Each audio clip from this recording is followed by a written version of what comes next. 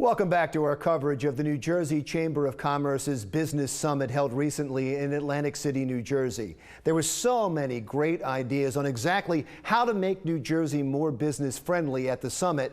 And we want to wrap things up with two more ideas. We start with a guy who knows a whole lot about taxes and how to fix them. Ralph Thomas, Executive Director of New Jersey Society of CPAs. I think we have to decide on a start point. Because when you have a lot of recommendations, you can't do everything. We didn't get to this problem overnight, and we're not going to solve it overnight as well. But we need to think about the things that we can use, start and launch the start on, so that we can get going and not just have conversations and talk about this needs to be done and who did what. Let's talk about the things that we can look at implementing and get them going. I look back several years ago when we had certain tax policies like single sales factor and things of that nature, for years was up. Finally, we decided to do something, and we started to implement it, and we implemented it on a phased-in approach. So I think that's the thing that we have to do. Obviously, I'm very biased on one issue. I think the estate inheritance tax is a great place to start with that, combined with some other things. Let's talk about that. Let's start with the inheritance tax. And tell me specifically how the inheritance tax hurts the stimulation of business in the state of New Jersey, and then what can be done.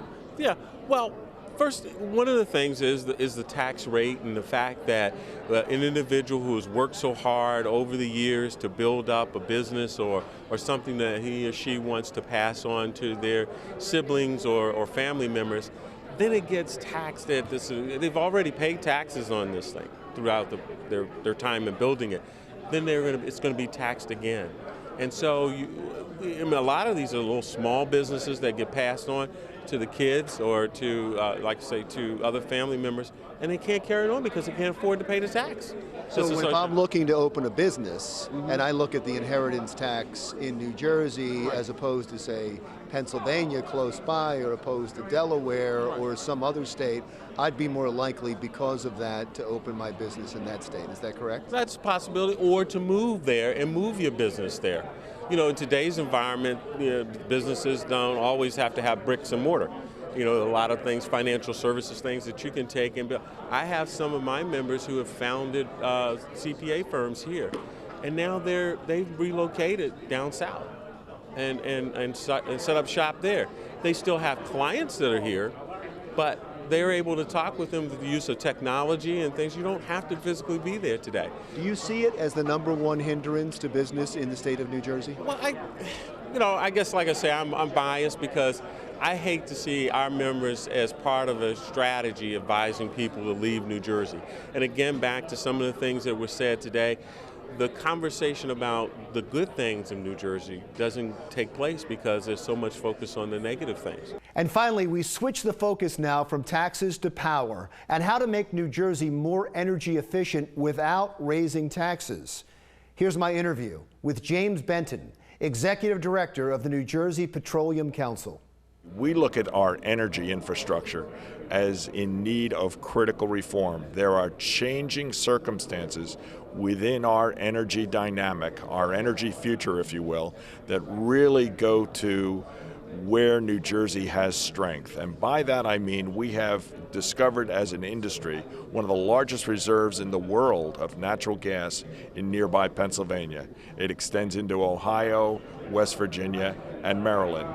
That reservoir of natural gas can power our electric, our utilities, and heat our homes throughout the next century. It's a changed dynamic. What we need is to update our state's infrastructure to bring that resource to New Jersey so we can become more competitive in determining our energy future, our ability to attract jobs. That low energy cost is essential for all manufacturing, all business opportunities to really go forward in a way that will be productive and help us to attract business. It is one of the investments, I guess all investments to infrastructure, you could argue, do have a cashback quality and that they could make money, but that seems to be one that would have a direct financial benefit that if you invest in that, you would end up making some money. It clearly does, and it already has started to pay benefits. The point of it is we need to commit to extending these benefits as far as we can. To that end, we have already benefited from reductions in our natural gas prices to fuel our businesses, to really help heat our homes.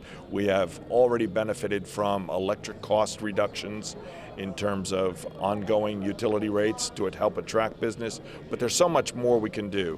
We have a nuclear plant that we're going to begin to phase out here in South Jersey that needs to be replaced by natural gas-fired generation for full benefits to our region and the regional economy in nearby Cape May, Atlantic County, in the BL England plant. That pipeline needs to be done. It's clean burning, it's supported by the Department of Environmental Protection, and it's really something that can help keep our costs low. Well, as I said, and as you heard, the summit offered great ideas and a world of promise, but words without action are meaningless. Here's hoping that those who left the summit will answer the call to action and at least try to start to make the state more business friendly. We'll be watching. I'm Larry Menti. Another Thing is next.